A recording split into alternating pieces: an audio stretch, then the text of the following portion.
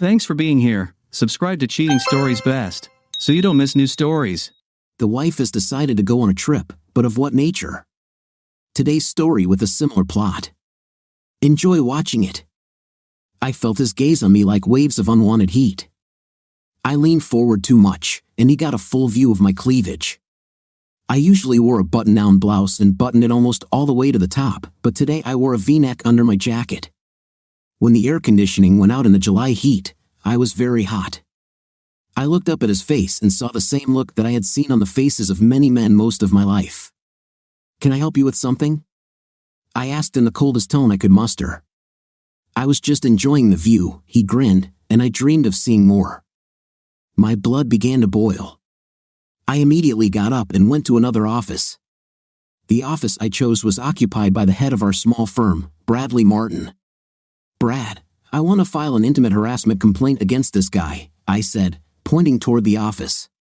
He came to my table and talked about me like I was a piece of meat. Brad looked at me through his glasses. His gaze, although he had a lot of experience, also slid to my chest. "Karen, I'll talk to him about it," he said. "He's young, but he's a good lawyer. We have a lot of cases ahead where we might need him, so I won't fire him this time. But if it happens again, he's fired." I nodded and turned to leave his office. "Karen, what's really wrong?" he asked. "What do you mean?" I asked, turning to him. "Come on, Karen, you put guys like that in their place 10 years ago when he was in school. Remember all those conversations you had with me before?" He stopped suddenly, and then I began to speak just to fill the silence before it became awkward. As we each retreated into our own memories, neither of us wanted to go back there. "I guess I'm just nervous about the weekend," I said quickly. "But why?" he asked. There was genuine concern written on his face. "Karen, this is your chance. In the last 3 years, how many times have you sat here complaining, leaning about everything you would do if only the heavens parted to give you another chance? You conned, manipulated, planned, dreamed, and patiently I've been waiting for exactly what you've got this weekend. This is your chance, Karen. Don't let nervousness ruin it for you. There's no one on this planet who knows this man better than you. Go for it." "Maybe it's not time yet," I said. "No," he said.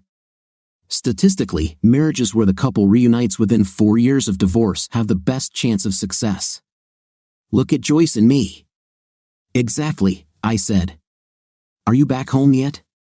"Not yet," he said. "Have you ever gone on a date?" I asked. "Not yet, but we go," he smiled. "Brad, she's using you. Every time she needs or wants something, she waves her little finger, and you run. You're more like her minion than her husband," I said. "But sooner or later, she will overcome her anger, and I will return. There we had intim last week," he said. I was laughing. "She needed help, and you were right there at the first call, right?" "Maybe," he said, "but at least I'm back in her life. I returned to my children's lives, and sooner or later, I will return to her heart. This is much more than I deserve. I got mine, Karen, go get yours." "But I'm so nervous," I said. "About what?" he laughed. "The guy loved you so much that he asked you to spend the rest of your life with him. Just go out and remind him of what he loves. Of course, we screwed up, but time has passed. Let him know that it affected you, and you won't do it again." "It's not that simple," I said. "My daughter Debbie hinted that her father was with someone." "That's a good sign," he said. "Do you remember some of the women I dated before I got off my 5th place and started trying to get my family back? The fact that he is dating only proves that he is single. He's ready for a relationship again. So you go out there and show him how much better you are for him. Good weekend. Come back here happy." I left the office, and Brad called the idiot who was trying to harass me into his office. I was driving home and thinking about the weekend. I needed to have the right outfit so that every time Danny saw me, he would remember everything he loved about me. I looked at myself in the mirror and shook my head.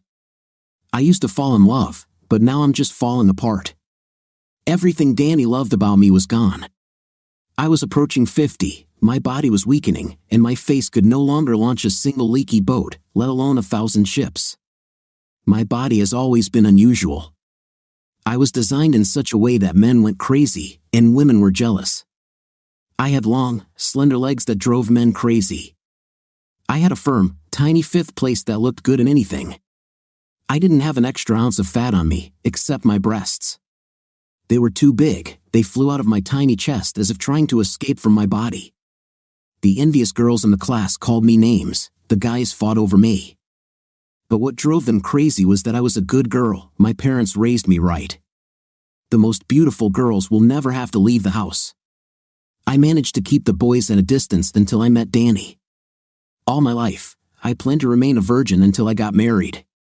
It's a good thing I met Danny when we were in college because from the moment he touched me, I was ready to give him anything he wanted. Nothing mattered, not consequences, not anyone's opinion, as long as I had him. But strangely enough, Danny waited. He treated me like a gem. I remember the first time Danny met my father.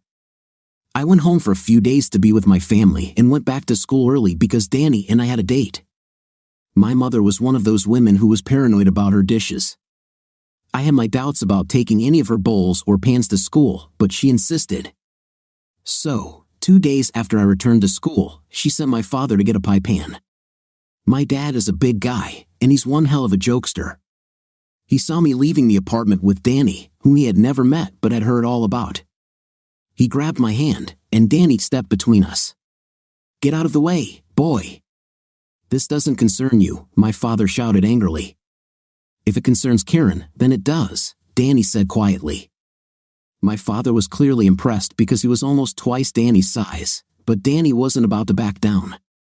My father pulled out a huge gun and aimed it at Danny. "She is something of mine, and she doesn't want to give it away," my father said. "So, I'm going to get back at her.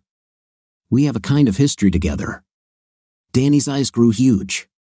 "What story?" he asked. "Don't be a fool," my father said. "Let's just say she gave me more than my share of goodnight kisses, if you know what I mean. I'm not even sure I can count how many times she hugged me and threw herself at me." My father tortured Danny. "Wait a minute," my father laughed. "You haven't slept with her yet, have you?" He started laughing. "Why not?" he asked. "Karen wants to wait until she gets married for this," Danny said, "and I care enough about her to not force her to do anything she's not ready for." My dad just laughed, but I could tell he was really impressed.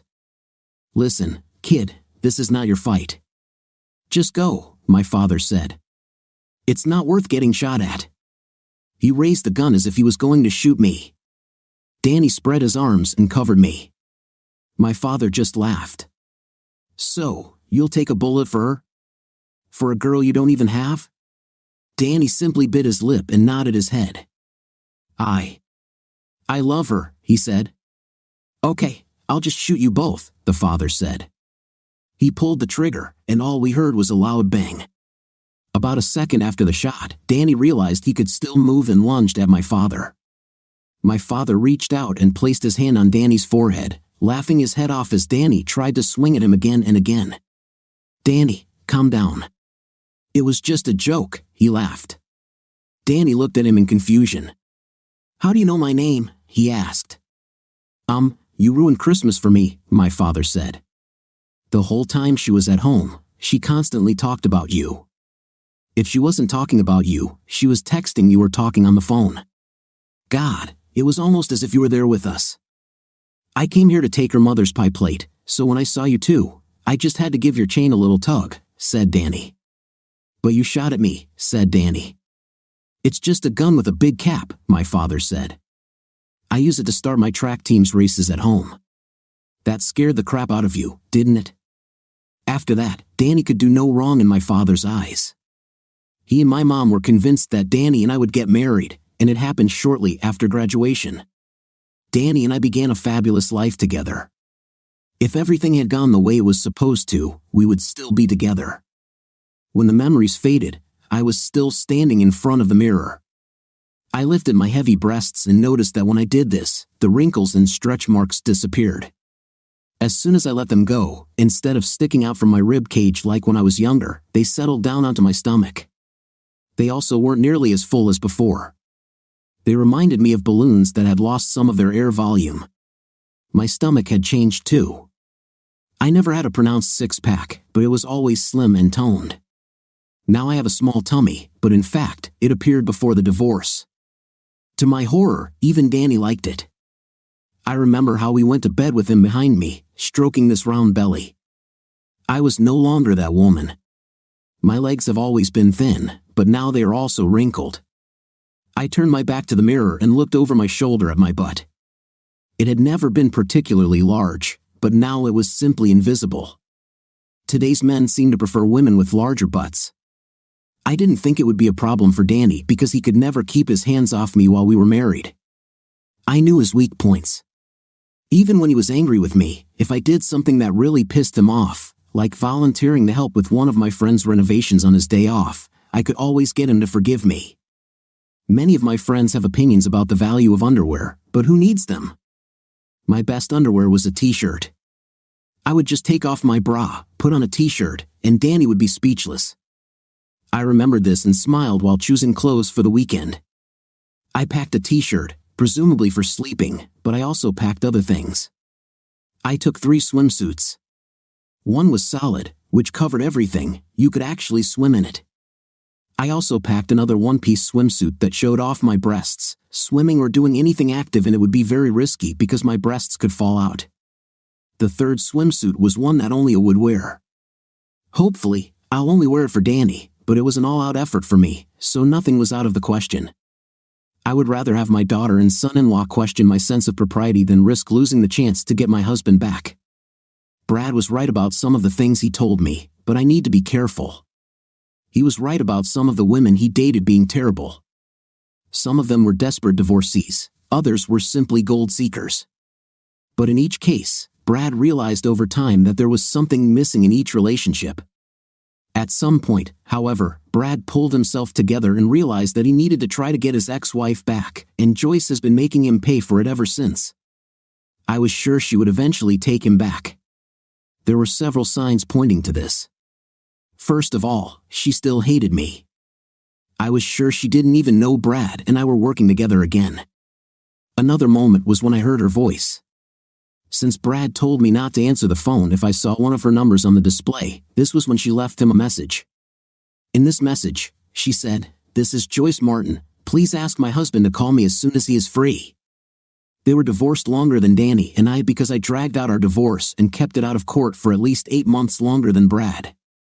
But she still called him her husband, and she called him her husband in public and in conversations with other people.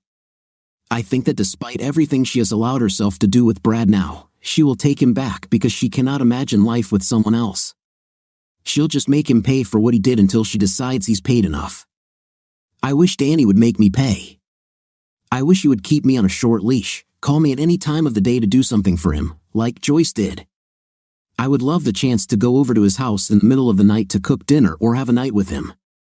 But maybe Danny loved me more than Joyce loved Brad. I say this because Joyce and Brad never lost touch.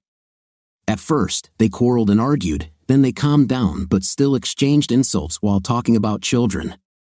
This slowly escalated into Brad telling Joyce how much he missed her, and Joyce laughing at him, and then she started blaming him for not being together, and now she gave him orders and called him out on dates.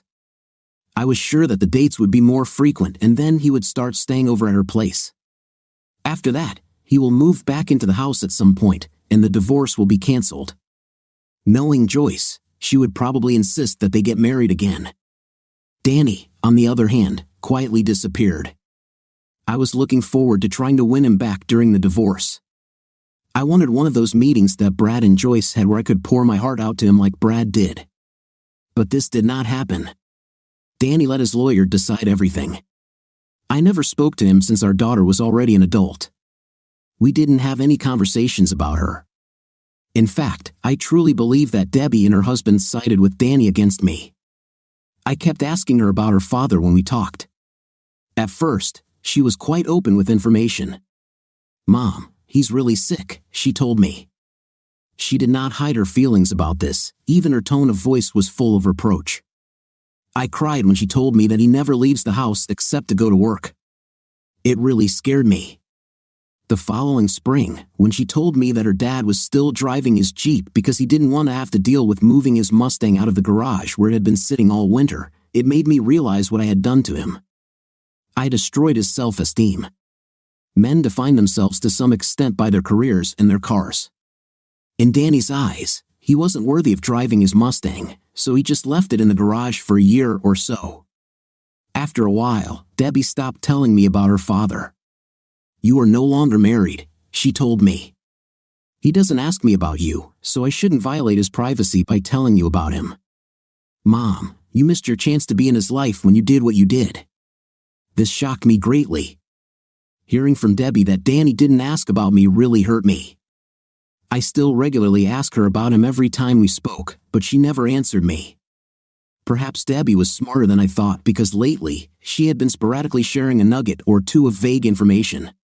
"Yes, Mom, Dad bought a new Mustang," she told me. A few weeks later, she told me something even more encouraging. "Mom, I wish we could all get together sometimes. I'm so tired of my children only having to visit certain grandparents. At times, they don't know anything about what happened between you. It would make it easier to choose who should visit and when if only we could all act like adults." Then I realized that there were holidays when she invited Danny and others when I was invited. I also began to realize that Danny had an advantage over me, but it was probably fair considering that I was the cause of the problem. But last week, I got what I had been hoping for the entire 3 years we've been divorced. "Mom, do you want to spend the weekend at Daddy's lake house?" "I've always loved this place," I said immediately. "Do you think it won't bother him if we go there?" "Perhaps it will be better if you don't tell him that I'm going with you," I said. Mom, he'll be there," she said. I dropped to my knees and started crying. "Mom, calm down. Selena and I thought it was time to get the whole family together," she said. I felt a sense of foreboding. "Selena who?" I asked. "Daddy Selena," she replied. "You'll like her." So, I thought about all the terrible women Brad dated before he got his act together. This Selena was probably one of them. And as Brad reminded me, it was a good sign that Danny was dating someone. And this weekend was an opportunity for me to show him what he was missing. I hoped Selena had her game ready because I was going to show Danny what he was missing. The next morning, my daughter and son-in-law picked me up in their SUV.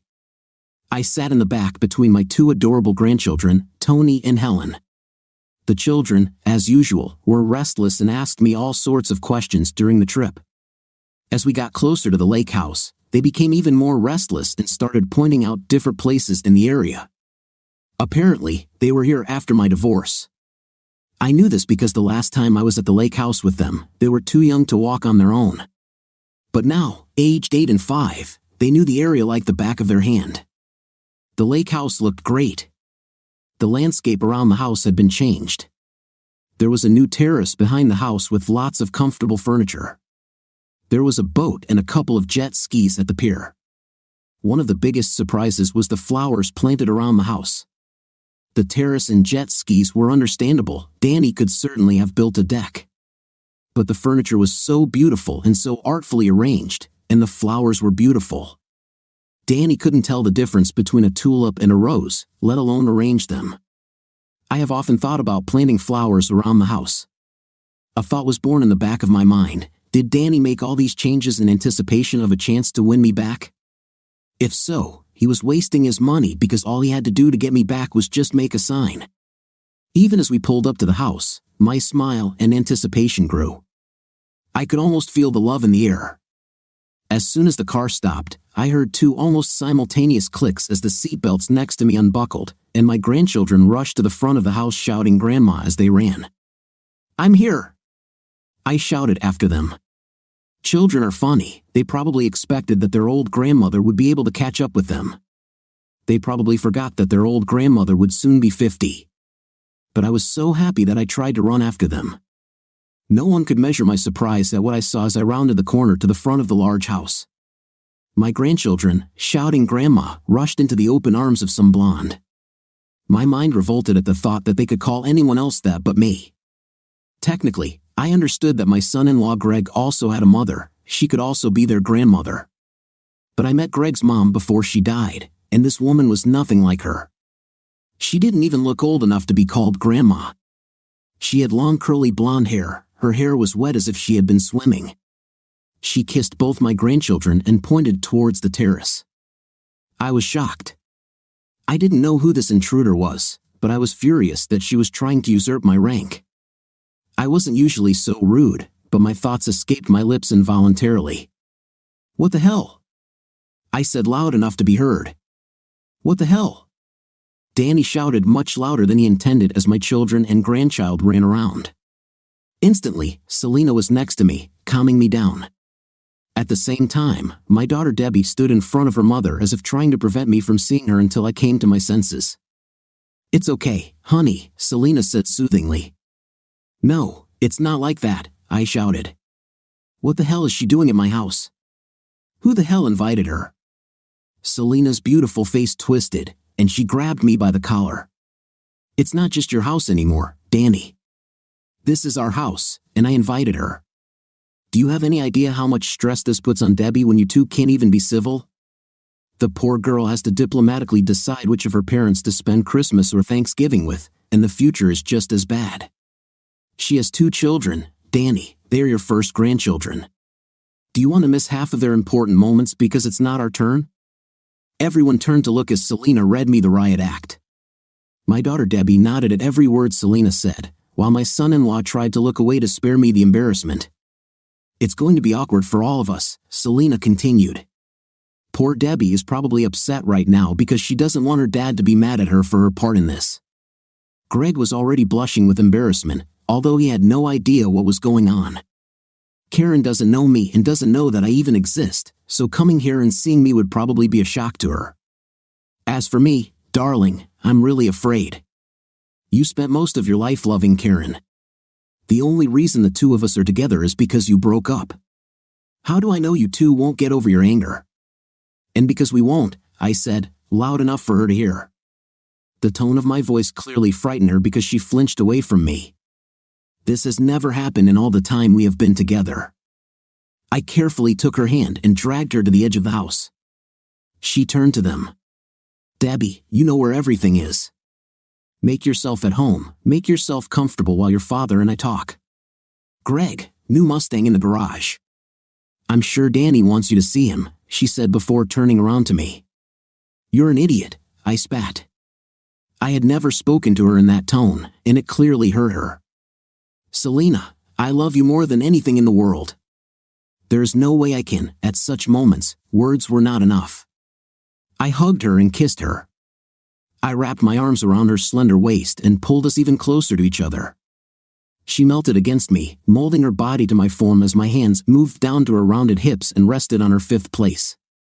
She made a sound and became almost boneless from my caress. Behind us, I heard my grandson Tony yell, "Hey guys, Grandma and Grandpa are kissing," from the side of the house. "Honey, just deal with it," she said. "Just pretend she's not here.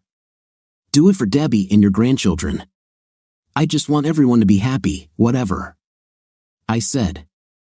I was still angry that I was dragged into this. I watched as Selena walked back to the front of the house, and the 4 children craved her attention. I took a few deep breaths to calm myself before leaving the house.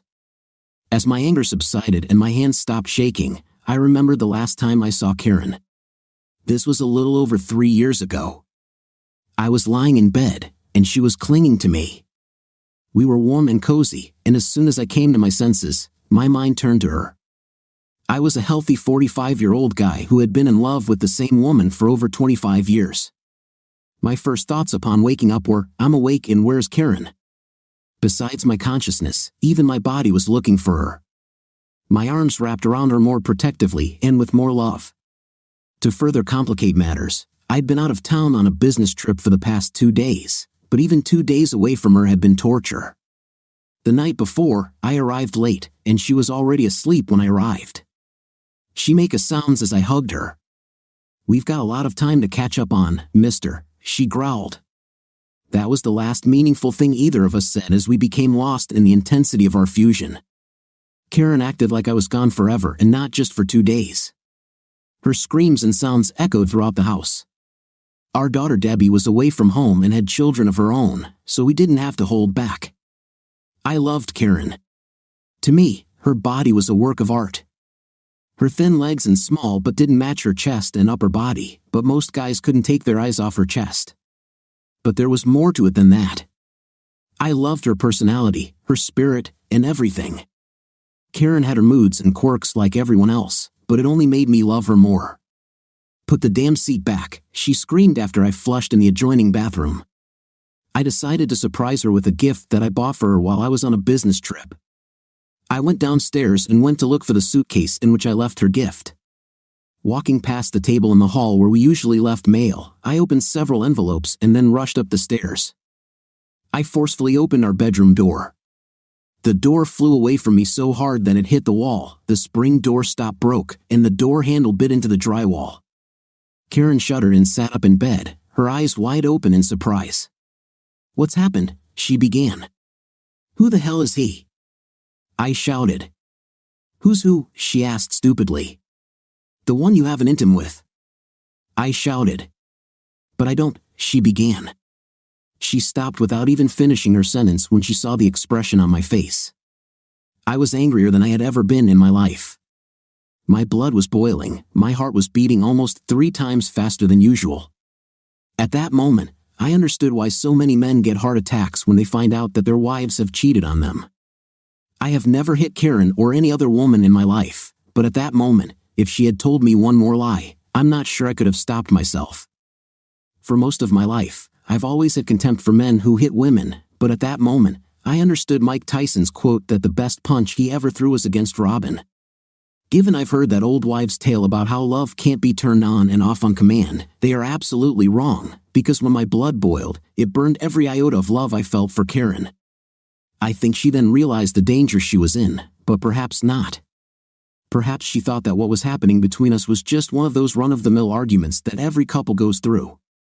But she looked into my eyes and saw 2 things. The first is the barely restrained, and I emphasize, barely restrained rage that burned in those eyes that had previously shown only love for her. And secondly, I knew she realized that I already had proof of my accusation, so her protests and denials would only hurt her. So she did what all cheaters do, she started crying. She burst into tears with all her heart, expressing her sadness and her regret. She looked at me and noticed that her entire demonstration had fallen on deaf ears. I remained completely indifferent. "Danny, it's not what you think," she sobbed. "It didn't mean anything, I swear," she said.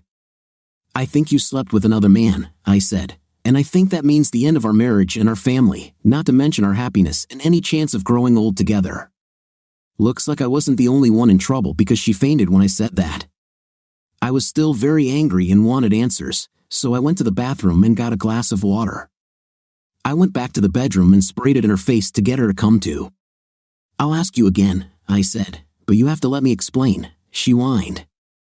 She looked at my face and changed tactics. "You don't know him, he's one of the new lawyers on the job," and I raised one eyebrow higher. "His name is Bradley Martin, and I just turned and walked away from her." She stood up and began to follow me, but I turned and growled at her, "Sit back on the bed, Karen," I shouted. "Don't get up, don't get dressed, don't even go to the bathroom. If you go anywhere or call anyone, we're done. I'm going to go out for a drive so I can think about it and decide what I should do next. In the meantime, you need to decide what you want and whether we have a future." When the door slowly opened, I was even more angry. I grabbed a bottle of Turtle Wax leather cleaner off the shelf and wiped down the front seats of my Mustang. The car, the 45th anniversary GT, was my pride and joy. She was second only to my wife and daughter in my affections, but that morning she moved up one notch on the list. Even after using almost a quarter of a bottle on the front seats, the car still felt defiled. Finally, I got in and drove away. I didn't know where I wanted to go. When I got on the freeway, as I drove, I thought about my relationship with Karen. Part of what made me so angry was that she always warned me to keep my pants in place when I went on business trips. I haven't traveled much, but she reminded me of this every time I left. Karen and I had a long and wonderful life together. Many couples we've known since college either never got married or got married and then divorced. We were going to grow old together. We have been together for over 20 years. We raised a beautiful daughter together and had 2 young grandchildren. We were so close to having it that I could see 2 rocking chairs on the porch. Obviously, the whole loyalty story was one-sided in Karen's head. I had to be faithful, and she could do whatever she wanted. If she thought we could fix it like it was just an abrasion that could be covered with a Band-Aid, she was crazy. I pulled off the freeway and came back, pressing hard on the right pedal.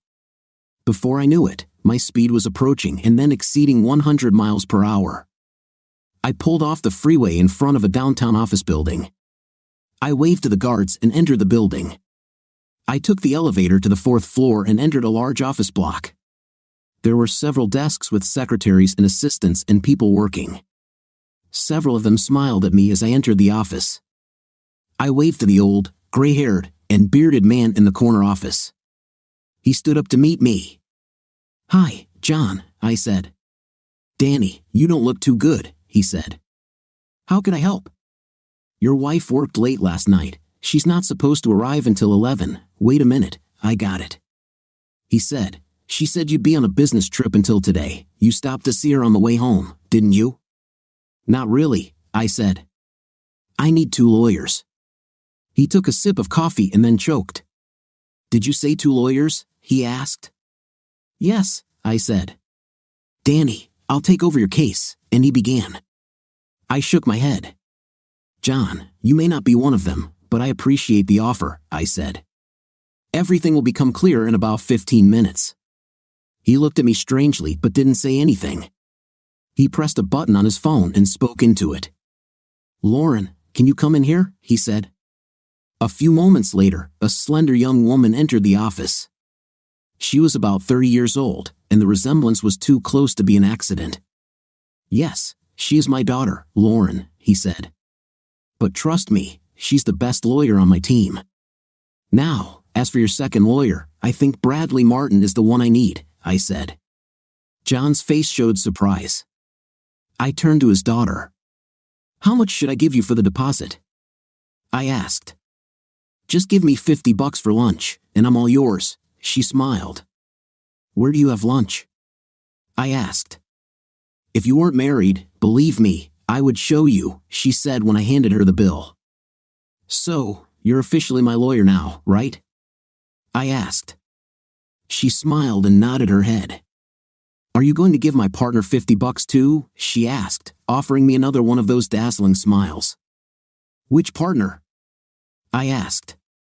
"Bradley," she said, pointing to a guy sitting at a table near the window. He was talking on the phone when she pointed at him. "You don't have a partner," I said. "Your first job is to get me bail. On bail? You're not even in jail." "What did you do?" she asked. "Nothing yet," I said, "but give me 5 minutes." I left the office and crossed the floor. I picked up the phone and hit Bradley on the head with it so hard that it cracked. He fell from his chair and stood up stunned. "Damn, why did you do that?" was all he had time to say before my left punch hit him on the right cheek and knocked his head back. Immediately after that, my right cross broke his nose, and he fell down. He rose to his hands and knees. He looked at me, blood dripping from his mouth and cheeks. "Let me explain," he said. "I'm tired of trying to explain," I said. I hit him in the ribs as hard as I could. I felt and heard a crunch, and he fell on his side, holding onto the impact site. Someone called security, and they ran into the room. Before they could get to me, I hit him again. This time I hit him in the groin. One piercing scream later, and he passed out. I sat down at the nearby table and extended my hands to the guards. "Danny, why did you attack Brad?" asked one of the guards. "He slept with Karen. He ruined my life," I said. I held out my hands. "Call the police. Take me to jail." "I already have a lawyer." "No, I don't want to press charges," Brad groaned. "Just take me to the hospital, please." Brad was smart. He knew that I wanted to go to prison because if I was arrested, it would become known, and questions would arise. I could state the reason for attacking him was because of his relationship with Karen. The attack could not have harmed me since I owned my own business. But having a connection with a coworker on his record could affect his reputation as a lawyer, and he could even be called before the ethics committee of his local bar association. 2 guards picked him up and carried him out of the office. John motioned for me to return to his office. "Danny, there were other ways to solve this problem," John said, "but probably not as satisfying, I suppose. Lauren said I should have done it myself. It probably would have made paying child support to that scoundrel less painful." "Are you divorced?" I asked. She nodded. "What did you do to Karen?" she asked. I looked at her in bewilderment. "I mean, she betrayed you, not him." "You probably wanted to punch her in the face too, right?" she asked. "I don't think I'm capable of hitting a woman," I said, although I thought about it. "That's why I left her at home and came here." "Well, since you're not going to jail, I guess you don't need a lawyer anymore," she said. "I'll still need you for the divorce," I said. Her eyes widened. "Danny, maybe you should think about this first," she said. "Today, I met you for the first time, but I've known Karen for quite a long time, and that woman loves you. You don't even know why she did it, you know?" I asked. "I think so," she answered sharply. "This is what women go through. Karen is probably about 45 now, right? She's going through things that men will never understand. She's always been the woman that men wanted and women envied. She's always had these big breasts and long legs, right?" I nodded angrily. "Well, Danny, Karen has reached an age where things are changing for her, and not for the better. Her body is producing far fewer eggs, and very soon, she won't have any left at all. She's losing the ability to perform a woman's greatest task. Soon, she won't be able to have children. It doesn't matter to a man, even an 80-year-old man can impregnate a woman. But this is not the best time in life for a woman. She begins to doubt herself and even whether men still think she is nicely." "This is nonsense," I said. "I tell her I love her every day, and you have intim all the time, and you tell her she's the prettiest woman alive, right?" she asked. I nodded. "Danny, I'm sorry, you're probably a great husband, but these things don't mean much when they come from you. You have a responsibility to tell her these things and have a night with her. You're married. She needs to hear it from strangers. And being here doesn't help her. Every spring, there's a new batch of young, beautiful interns with whom she has to compete for the attention of the men in the office. In such a vulnerable state, a little flattery can get her into a lot of trouble. That doesn't mean she's a bad person or that she doesn't love you, it just means she made a mistake. That's all." "Lauren, why did you get divorced?" I asked. "My husband was a jerk," she muttered. "We just couldn't find common ground. Well, Karen and I don't get along. We made vows in front of our friends and family. We had a contract of sorts, and she chose to break it. That contract bound us together, and without it, we had no trust left in each other. Friend, if you don't understand this, I can find another lawyer," I said. "Danny, I'm on your side," she said. "It's just that you're a good guy, and I don't want you to suffer. You already look like you've lost your best friend. As time goes on, you'll feel more and more lonely. There will be times when you might regret making a different decision. Divorce is going to be painful, Danny. Nobody wins in divorce. So, if there's any chance that you might consider taking her back." I shook my head. "Okay," she said, handing me a stack of papers to fill out. "I just wanted to make sure you know exactly what you want. This is a very emotional time for most people. You need to make these decisions with a clear head and without doubt. I still think you should wait a few days before making a decision and maybe talk to her, but you're in charge here. I'm just taking your money." John remained silent during my conversation with his daughter. Then he spoke. "What about me, Danny?" he asked. "I'm guessing that when you said I couldn't be your lawyer, you were thinking about suing my firm, right?" This thought flashed through my head. "I honestly admitted, I think you're just trying to hit whatever you think has hurt you," he said. "Let's look at this from a practical point of view. For you to win anything in this case, you need to prove that we knew about the scam and did nothing to stop or prevent it. You need to prove that we violated or failed to comply with our anti-night policy as stated in our employee handbook, or at least that we have not enforced it.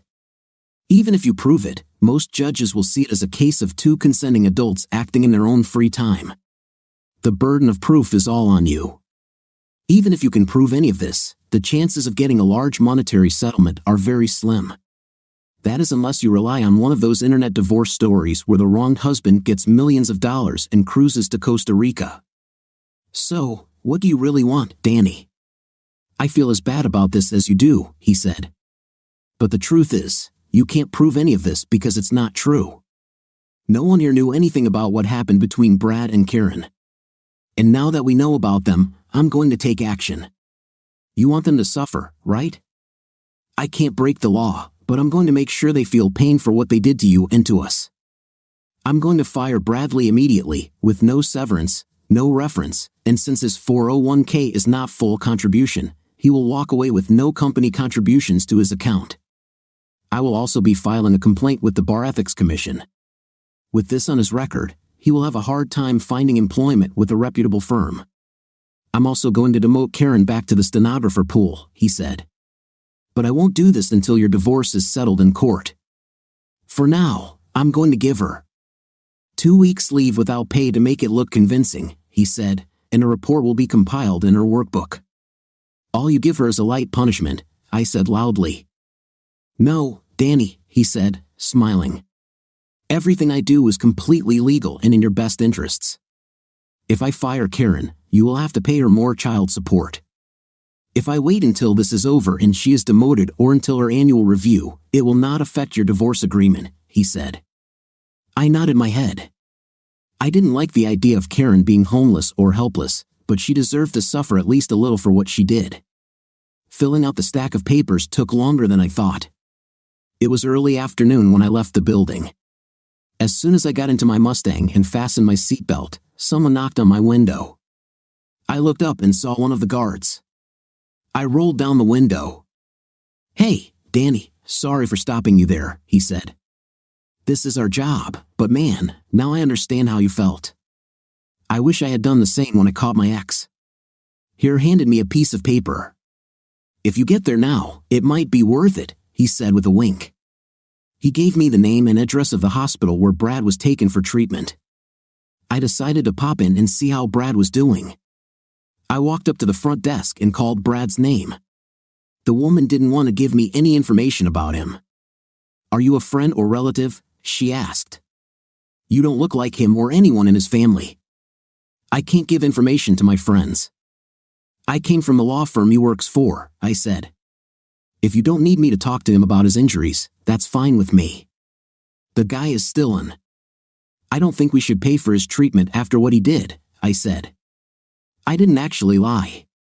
I never said I worked for a law firm. I never said that I was a lawyer. I said I came from there. I also never said I could authorize his payments. I just said I don't think they should pay for his treatment. But it worked. Her mouth opened in surprise. Sorry, sir, I didn't know who you were, she said. He's in room 213, she said. What exactly did he do to get brought here? I need the patient history for my records, and no one told us anything. Can we keep this between us? I said. She nodded quickly and looked around to make sure no one was listening. This scoundrel slept with a married woman. He destroyed 2 families, including his own. The woman's husband came into the office and beat Brad right there. There will be divorces because of this, and it will get messy. Her eyes became as big as saucers, and for some reason, she began to smile. What a scoundrel, she said. His wife is with him. She's such a sweet lady. She showed me pictures of their kids. Remember, this will remain between us, I said. She nodded, and as soon as I walked away from her, she grabbed the phone. I knew her type. Before I got to the 2nd floor, every nurse there would already know what bad old Bradley did to get what he deserved. As I approached Brad's room, an important-looking woman handed me a piece of paper to sign. Here is your Form HR 107J, she said, as if I knew what it was. We've already had him sign a copy authorizing us to discuss his injuries and treatment with you. I need to hear from him, I said. Of course, she said. But you know patients don't really understand the cost, so I'll just tell you. He has a big gash on his head that we had to stitch up. When he gets old and his hair starts to fall out, he may need plastic surgery to make it less noticeable, and we won't pay for plastic surgery," I said sharply. "If it happens later, he may not be in our company, so I thought," she said, crossing something off her list. "How did he get this wound?" I asked. "The guy hit him over the head with the phone," I said. She laughed. "He has a mild concussion and tinnitus," she said. "Tinnitus is a ringing in the ears, right?" I asked. "Yeah, I've heard that a couple of times," I said. "It's pretty funny. A guy hit him over the head with a phone, and now he can listen to the ringtone all day long. He has several broken ribs, a broken nose, a split lip, and 2 badly bruised testicles," she continued. "He'll probably be here for a couple of weeks," her voice trailed off as she saw me shake my head. "We won't pay for a long hospital stay," I said. "None of these injuries are life-threatening. Dress him, give him further care instructions, and send him home." "What about his ribs and the concussion?" she asked. "He has a wife. Let her watch him. If anything suspicious happens, she can call an ambulance." "Welcome to the world of healthcare reform," I said. I walked into the room and saw Brad. There were several people in the room, including a short, stocky woman with dark hair who looked extremely intelligent and elegant. The nurse asked everyone to leave the room when I entered. I walked over to Brad's bed, and his pulse immediately increased. "Calm down, Brad," I said in a tone that only he could hear. I came to apologize. I was upset. I let my emotions control me and lost control. "I promise you that I will never touch you again. I hope you understand that I love Karen. Losing her kills me, but it's still no excuse for what I did. I hope you and her will be happy, and after my divorce, you will never hear from me again." His pulse increased greatly this time. Even though his face was numb, he began to try to speak. "No," he mumbled. "It was just a night. I don't want her. I don't need a divorce. Please wait. Get well soon, buddy," I said loudly, patting him several times on his broken ribs. He raised his legs up and screamed in pain as I left the room. "I heard you're from a law firm," the concerned woman said. I looked down and met those deep eyes. "How did this happen to my husband?" she asked. "Was it a mistake in identity? I thought it was someone he owed a lot of money within court." "You need more security," she said. "Before this, I always wondered why there were so many big guards around, but now, Mrs. Martin," I said slowly. "Call me Joyce," she said. I gently took her hand and led her to a small waiting room off the hallway. "Joyce, what happened to Brad was my fault. I came to apologize to him," I said. "How could this be your fault?" "Some crazy person broke into the office and attacked him," she smiled. "You can't be everywhere and protect everyone." "Joyce, I don't work for a law firm," I said. "I'm the crazy one." She abruptly pulled her hand away from me and looked at me. "You seem more hurt than crazy," she finally said. "Why did you attack my husband?" she hissed. "Are you serious? This isn't some kind of joke?" "You saw your husband," I said. "Does this sound like a joke?" "You should have killed him," she blurted out. "No, I'm glad you didn't do it. I'll kill him myself." "Who's your wife?" she asked. "Her name is Karen Boone," I began. "Karen Boone," she screamed. "Isn't that the older woman with the huge saggy breasts? Did he sleep with her?" I nodded. "That idiot. He was always staring at her. I hope it was worth it. The next time he sees his children, it will be at his own funeral, and he will look at them through the sides of his coffin." Tears rolled down her face. "Is there a way to contact you?" she asked. "Yeah, just call the law firm," I said. "Lauren is handling my divorce." She stood up and returned to Brad's room. A few seconds later, I heard screams from the room. I don't know what she did to him, but looking around, not a single nurse rushed into the room. Apparently, the story of what Brad had done had spread, and no one was rushing to help him. I stood there in shock. I think my daughter was trying to talk to me, but it just wasn't getting through to me. It was difficult for me to wrap my head around the fact that my husband had a girlfriend. I mean, I'm his girlfriend. I'm his only friend. What was even more puzzling was that she invited me and not Danny, and somehow she got my grandchildren to call her grandma. I looked at her. Who the hell did she think she was cheating on? She had this wet blonde hair, and I must admit she was beautiful, but I was also beautiful at her age. Her figure was probably nothing, or at least not as good as mine. Suddenly, everything fell into place. I almost didn't recognize it. I was still in control of the situation, and that was the problem from her point of view. She was in the same situation as some of the girls Brad had dated before he got back with Joyce. Some of these girls really tried to replace Joyce in his heart and his bed, but they all failed. Those who were most serious about him always tried to integrate into his life.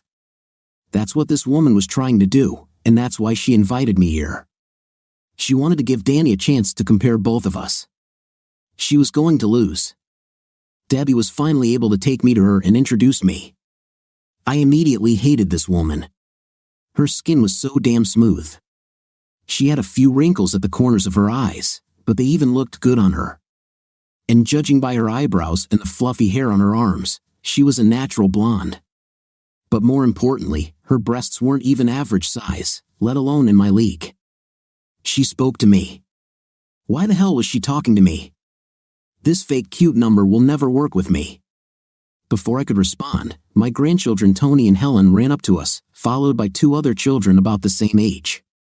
Grandma, we want to go boating, Helen said, acting as spokesperson. I'll make your grandfather take you as soon as he finishes showing your dad his new car, she said. I have to admit that I was jealous. How about lunch while you wait, she suggested. All 4 children began to scream joyfully. She walked out onto the ward, and the 4 children followed her. Okay, let's get the party started, Debbie said. While the men are busy, I'll take care of the grill. What are we going to cook for dinner? I stopped and bought them McDonald's when you texted me that you'd be there soon, Selena said. The children screamed even louder. I have to admit this woman knew how to treat children. She basically stole my grandchildren from me.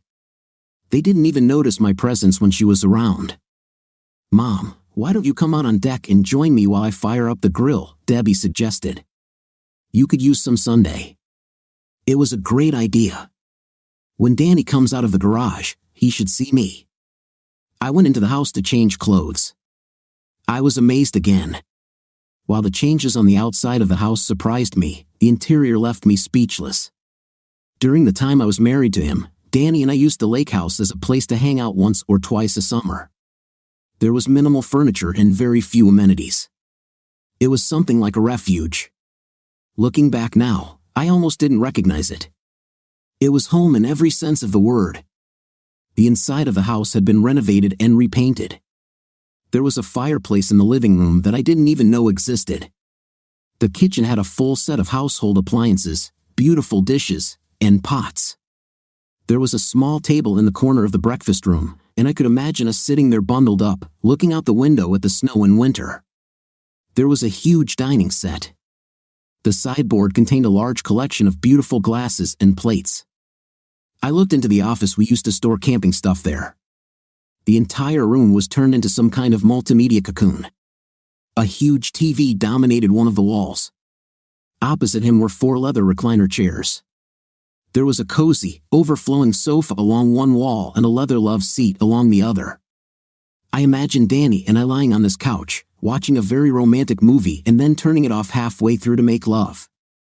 I could also imagine myself carrying plate after plate of wings and pizza behind him while he and his friends watched the Super Bowl on that huge TV. Then I noticed toys and video game controllers scattered around the room. There were speakers placed around the room, and along one side, there was an area where the carpet ended and the beautiful wood flooring began, mimicking the hardwood flooring that was throughout the house. I imagined that someone liked to dance. Once again, I could imagine soft music playing from those speakers as Danny and I glided lazily, lost in each other's arms. All these changes to the house took time. This wasn't done overnight. I slowly walked up the stairs and looked into the bedrooms, and they were fully furnished too. Even the bathrooms were cozy and well appointed. Mom, Are you okay? Asked Debbie. I stopped on the stairs heading back down. She found me when I was deep in thought. I was looking for a place to change into a swimsuit. I said, "The place has changed, hasn't it?" She asked if I hadn't seen her do it. I probably wouldn't have believed it. She turned this old shack into something special, didn't she? How about you change in our room? It's the last one on the left. I'll meet you on the terrace, okay? I'm just lost, I said. Mom, Selena won't mind if you look around. She's all about family and comfort. That's what she's done with this place. She wants everyone to feel comfortable. She always tells me to enjoy this place because in a very short time it will belong to me and the children. I didn't understand this at all. Was she trying to bribe my daughter with the opportunity to have her father's lake house? The more I heard, the less I liked her. She was obviously much worse than the women Brad had dated. Then I realized that my mission was to free my husband from her, and I had to give it my all. I went into the bedroom, changed into a swimsuit, which I called the swimsuit. I put my robe on over it and went down the stairs. I sat on a nice lounge chair and watched my daughter potter around the grill. I heard the sound of a powerful engine starting and saw Danny driving his new Mustang out of the garage. He got out of the car and started grabbing buckets and a hose while Greg was talking to him. Greg held a bottle of beer in one hand and scratched his head with the other. Selena stopped doing anything that made the 4 children giggle. "Darling," she called. My damn husband looked at her and walked over. He still had the microfiber cloth in his hand. "Danny, you washed the car yesterday," she said. He pouted. "Greg wants to see how I make my rims so shiny," he said. "Give him a bottle of turtle wax chrome and tell him how you do it," she said. "Your kids and grandkids want to go boating." His children? What the hell is going on here? Danny's only child is now an adult, and Debbie has children of her own. Greg came over, and Danny told him they were going on a boat, and he could go. I stood up and threw off my robe, and all hell broke loose.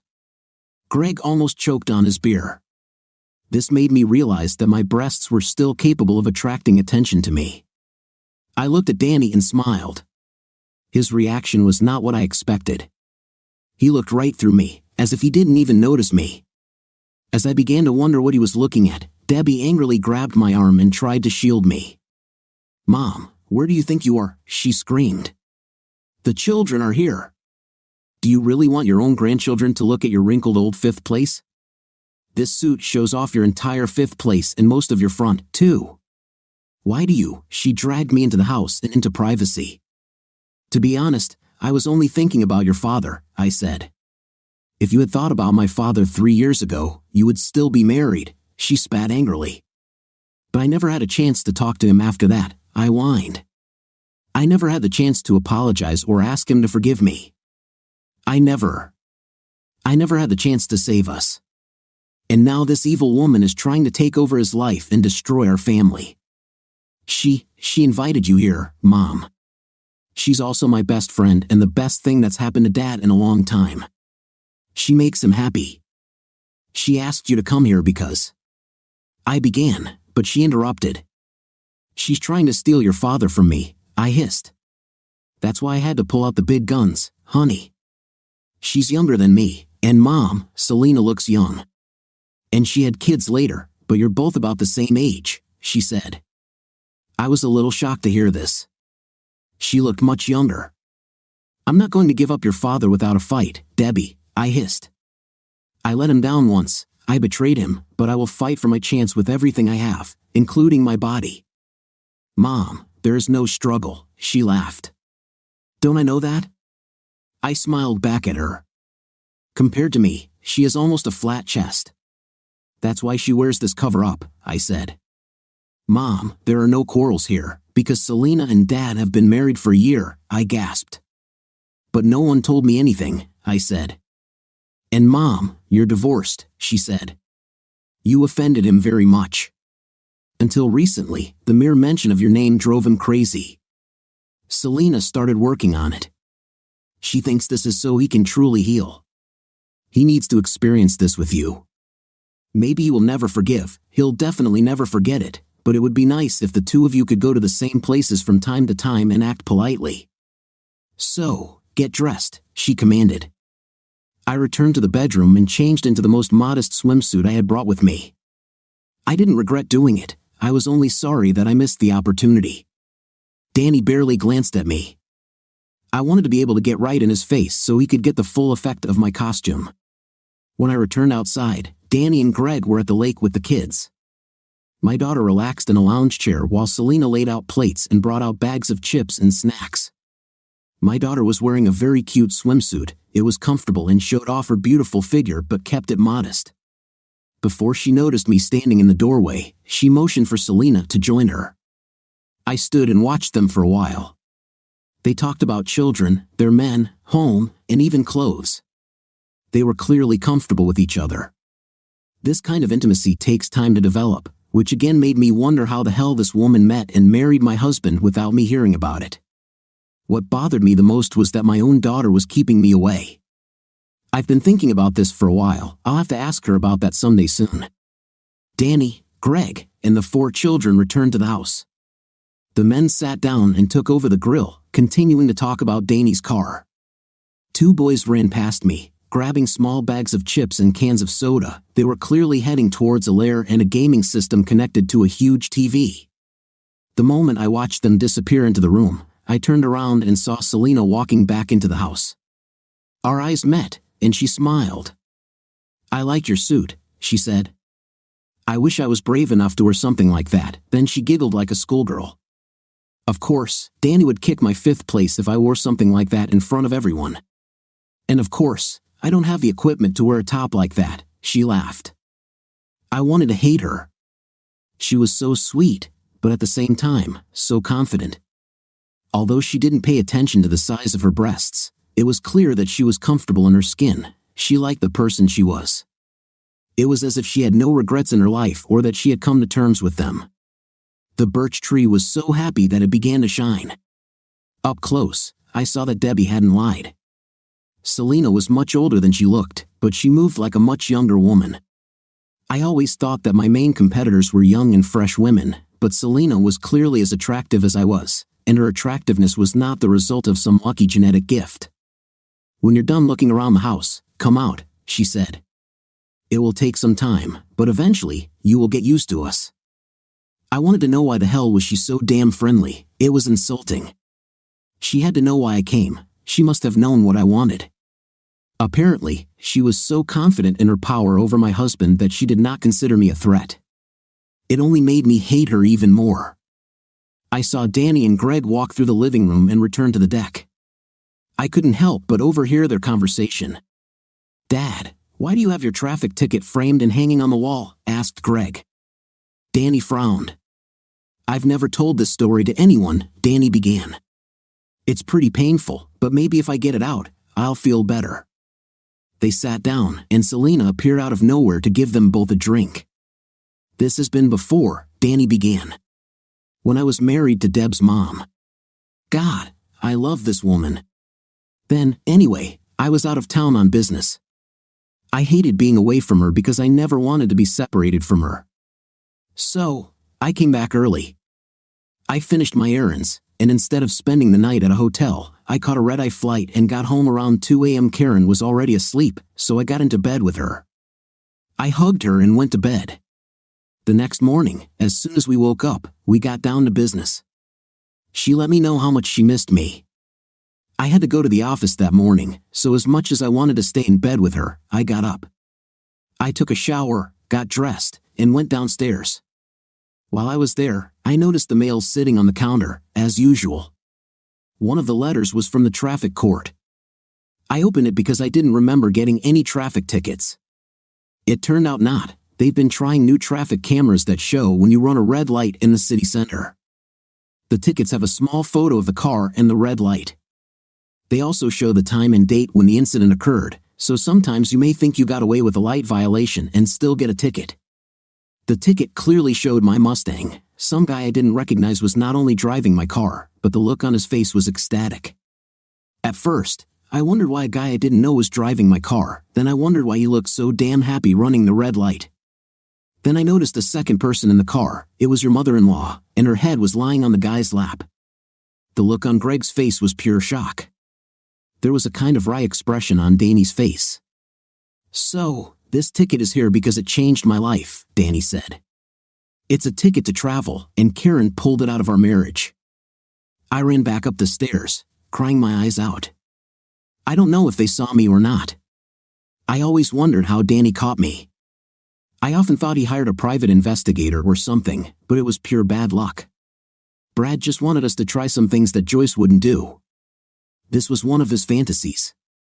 This fantasy ended my marriage and ruined Brad's career. The irony was that Danny seemed to have figured out that I was having a long-term affair with Brad. Nothing could be further from the truth. All this lasted only a few weeks. It was neither exciting nor fulfilling. Perhaps my guilt for doing it kept me from enjoying it. Intim somehow didn't bring pleasure. There was no emotional connection. I deserved better. I realized that I already had the best. Danny loved me. Brad just wanted to seduce me and feel my chest. So, I decided to end it. Brad and I met for the last time. We only had an intim twice. We went downtown to a cheap motel and had an intimate once. On the way there, I fulfilled his fantasy. I didn't love Brad. In fact, we barely knew each other at the time. He simply said the right things at a time when I was most vulnerable. Now, understanding why I was divorced and unhappy, I was angry. It just wasn't fair. I had been a good wife for over 20 years. How could a few bad decisions in a few short weeks outweigh all that? Suddenly, my anger increased. I went downstairs. I heard the boys in the office laughing and playing some kind of video game. It looked like they were shooting at aliens or something. I walked out onto the terrace just in time to see Selena and my traitorous daughter soaking up the sun. Selena stood up and took off her cover to sunbathe. Her body was incredible. I underestimated her again. Her breasts weren't as big as mine, but they were very firm and well-formed. I knew that if she took off her clothes, they wouldn't sag and fall to her waist. Her waist was small, and her legs but would make me look like a boy. Her hips flared outwards and were rounded in a way that would drive most men crazy. I was sure that my husband loved this body. When I looked across the terrace, I already saw it. Danny's gaze settled on this body the same way he had once looked at me. I knew that it looked good. It was a combination of pride mixed with admiration and desire. It was again the same way he once looked at me, and I saw something else. This, loved it. She knew he was looking at her, and she liked it. She stretched her fifth place out a little, tensed those legs, and posed. She leaned right towards him. It was a subtle movement that allowed him to get a better look at her breasts. The anger that had been building up inside me suddenly doubled at that moment. I was like a fly caught in a spider's web. That dame, with her polite words and obviously fake sweetness, tricked me into underestimating her, while she was doing exactly what I planned to do to her. She brought me here to what was now her home and showed my husband how superior she was to me. She covered his eyes. He ate it up. No one was as nice as she pretended to be. I was so angry that I saw red everywhere. I needed a way to show Danny that Selena isn't as special as she pretends to be. I needed a plan, so I headed into the house. I decided that I would find a place where I could sit and think. I wanted to look at this damn ticket that ruined my life. When I entered the living room, I was angry. I don't think I've ever been so angry in my life. My granddaughter and another little girl were playing with dolls in the living room when I looked at the ticket. They came up to me. I took the framed ticket off the wall. The photograph on it was amazingly clear. I could even see Brad's expression. When I looked even closer, the back of my head became clearly visible. Danny was absolutely right. It was a ticket to travel. I used this ticket immediately after getting married. Another thing that made me angry was the way Danny handled everything. He never gave me a chance to explain. He never gave me any chance to fix the situation or try to save our marriage. He just threw me away like yesterday's trash. And the way he had just shown up with a new woman and family was almost too convenient. It felt like he was planning to leave me all along.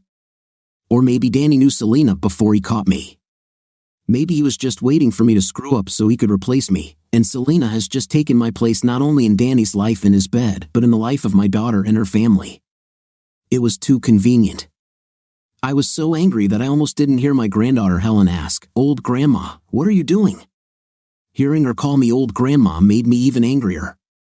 I knew she meant old not in terms of age, but in terms of not being the newest or the best. I was a substitute grandmother. I was a small grandmother. My anger increased even more. "That's my daddy's ticket," said another little girl. "I know children," the girl continued. The girl didn't mean anything by it. "I raised my daughter, but I just lost it." "He's not really your father," I said. "He only has one daughter, Mother Helen. You're just a stepdaughter. You're only here because he's sleeping with your mom." Even as I said those words, I realized how cruel I had just been, but it was too late to bring them back. I guess I just wanted to hurt someone the same way I was hurt. And I chose a child to focus my rage on. The little girl burst into tears, crying bitterly. Heartbreaking sobs erupted from the depths of her soul as she began to run away from me. When I said this, I didn't realize that my daughter Debbie was right next to me and had heard the entire conversation. What made it even worse was that Danny and Greg were following her. I don't think Danny heard me, but Debbie did. I've never seen this level of anger in anyone's eyes before. Debbie was angrier than Danny when he found the ticket. The little girl ran straight to Danny, who picked her up and hugged her tightly. "What happened, Angel?" he asked. She buried her face in his shoulder, still sobbing uncontrollably. "Karen told her you're not her father," Debbie spat. My own daughter was so angry at me that she called me by name. By then, Selena had already arrived. She reached out to the little girl, who refused to leave Danny's side. "Selena, I told you this wouldn't work," Danny said. Then he turned to me. I had a feeling that if the girl had not been in his arms, he could have hit me. "Get out of my house," he hissed, "and don't come back again. I don't want to see you for the rest of my life." He turned to leave, carrying and rocking the girl. "Danny, I'm sorry," I sobbed. "I was angry for what?" he snorted. "Ever since you came here, no one has been anything but nice to you. Is that what makes you angry? You can't stand it when people try to be nice to you? You got so angry that you tried to hurt a 6-year-old girl." "But I started." "No buts," he said mockingly. "Karen, get out of here while you can still walk." "I don't have a car," I said. "I came with Greg and Debbie." "I swear that I'll take her back and then come back here," Debbie said. I quickly went to the front of the house. I tried to apologize again, but no one listened to me. Selena and Danny consoled the girl, telling her to ignore the crazy old woman. Greg just looked at me and shook his head. I heard him whisper to Debbie that he didn't want their children around me either. The first half hour of the 90-minute car ride was completely silent. "Mom, how could you do this?" Debbie suddenly asked. "I was angry," I said. "I was hurt. They only brought me here to humiliate me in front of my husband." "Mom, Selena was trying to be nice," Debbie said sharply. "What reason does she have for trying to humiliate you?" "She wants your father," I hissed. "Mom, Selena loves Dad," she said. "And by the way, she got him. They've been married for a year. She tried to make everyone happy by bringing the family back together. I feel stupid because she did it mostly for me. Every time we all got together, I always said it's a pity that Mom isn't here to share this with us." "You don't know this woman," I said. "She couldn't wait to get her hands on your dad." "Mom, shut up," she hissed. "You weren't there. Dad was depressed and angry for a long time after your divorce. He met Selena a little over a year after your divorce, but they dated for another year before getting married. She picked up the pieces of Dad after what you did to him." "Debbie, I made a mistake," I said. "I was vain. I was vulnerable. I felt old and unattractive. For most of my life, men have always wanted me, but when I started getting older, all the men in my office started ignoring me. I think there are more beautiful women there. I guess I just went crazy when Brad started complimenting me and telling me all the things he wanted to do to me. And to be honest, your father was the only man I ever slept with, so my curiosity and my vanity just got to me. but your father is also to blame for this. We should never have gotten divorced. He just threw me away like I didn't matter. He is my husband, not my owner. This is not the 18th century, Mom. How would you feel if Dad was making a fool of you? She asked. Actually, we already know, don't we? Look how angry you are right now, and he's spending time with the woman he's legally married to. You don't like it, do you? Face it, Mom, you screwed up. You have no one to blame but yourself. Dad sticks to the old school. He takes his marriage vows seriously. And as for the 18th century, its values are returning. As for Dad, he owns Selena, and she owns him too. He legally adopted her children, so this little girl is his daughter. All you did was make sure that you would always be a part of our family. Not only is Daddy never going to talk to you again, but my husband doesn't want you around our kids. You're kidding, right? I whined. I'm their grandmother. So is Selena, she said. Mom, for a while I've been thinking that maybe you and I could have lunch together from time to time. I think you're kind of depressed about losing Dad. Wait a bit. I'm sure Greg will eventually agree to let you see the kids again. But as far as Dad is concerned, I think you've burned your bridges. He loves these children, and you need to take a serious look at things. You lost your dad because of what you decided to do. He loved you. He married you. You cheated on him. You yourself caused the divorce. This is no one's fault but yours, Mom. Nonsense, I said. As soon as your father found out that I was not perfect, he abandoned me like a hot stone. I am human. We all make mistakes, including your perfect father and that perfect wife he married. What is he going to do when he finds out that she's not perfect either? Mom, Dad doesn't need a perfect wife, and he doesn't want to have a perfect wife. Selena makes mistakes all the time. About a month ago, she flooded the house. Last year, she crashed her car. She accidentally hit a pole in reverse. It was a complete loss. All Dad did was hug her and tell her how glad he was that she wasn't hurt. Dad doesn't need a perfect woman as his wife. He just needs a faithful woman. He just wants a woman he can trust, and that wasn't what you were. I got out of the car, and Debbie drove away. I felt terrible. I realized that everything Debbie said was true. I destroyed my own marriage, and now I've ruined my chance to be a part of the lives of the people I care about.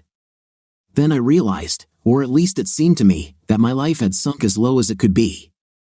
I was wrong. I spent Sunday in deep depression and drank way more alcohol than I should have. When Monday morning came, I could barely get out of bed. What made it worse was that I could barely muster enough energy to pretend to care. Vaguely, Brad had been trying to get me to talk about this all morning. I refused to tell him how terrible my weekend had been or what stupid things I had done. Brad, during lunch let's just check into a motel room and spend the day there, I said. I haven't had a night since the last time I did it with Danny. Brad looked at me strangely. Karen, you know Joyce blamed you for what happened between us, right? He asked. Even though your life is ruined, she didn't want me to hire you. She made me promise that if you ever try to start with me again, I have no choice but to fire you. My family moved without me, and I became even more depressed and had to go to therapy. It took some time, but I finally realized that I had to take responsibility for the loss of my husband and family. In the end, I had to return to my mother. I did this partly to take care of her after my father died and partly because I couldn't find another job. It's ironic, I once had a perfect life. I threw it all away for a few bales of hay. Such chances come only once in a lifetime. I dated occasionally and had meaningless intimacy a few times a year when I could stand it. I've never met another man who cared about me the way Danny did. I think the modern era is full of people who put themselves first. Most of the guys I dated weren't looking for any kind of relationship, they just wanted an intimate. Danny and Selena lived happily ever after. I was never allowed to spend time with them again. Selena was able to convince Danny to let me into their lives that time, but after I hurt their daughter, he will never forgive me. It seems that every year they became more and more in love, and I became more and more unhappy. I believe Debbie did try to make the relationship work, but Danny wouldn't budge. Debbie would send me photos after birthdays and holidays or weekends at the lake. They all looked so happy, and in almost every photo, Danny was holding Selena or looking into her eyes the same way he once looked at me. Things didn't work out with Brad either. It turned out that Joyce, like Danny, was too hurt to forgive him. She kept him at a distance for a couple more years, collecting alimony, forcing him to fix things in the house, and generally making him do whatever she wanted. As I thought, their communication became more frequent but then gradually faded away. One day, she told him that she was going to marry another man. She needed someone in her life whom she could trust. Once a cheater, always a cheater was her philosophy. I think it was especially cruel of her to give him all this hope only to crush his dreams once she had had her fill of him. She even invited him to her wedding so he could watch her walk down the aisle with another man. Brad couldn't handle it. He sank into depression until he finally threw himself under the bus, ending his suffering. Brad and I were not friendly in the period leading up to his death. In fact, we never spoke to each other again after I proposed to him and he fired me. Now I'm in my 60s, and I still regret what I lost. My daughter Debbie calls me from time to time. She keeps me up to date with my grandchildren and my ex. This is the closest contact I have currently. Some days, when I sit alone in my apartment, I think about the old times and wish with all my heart that I didn't throw everything away. What do you think of our story today?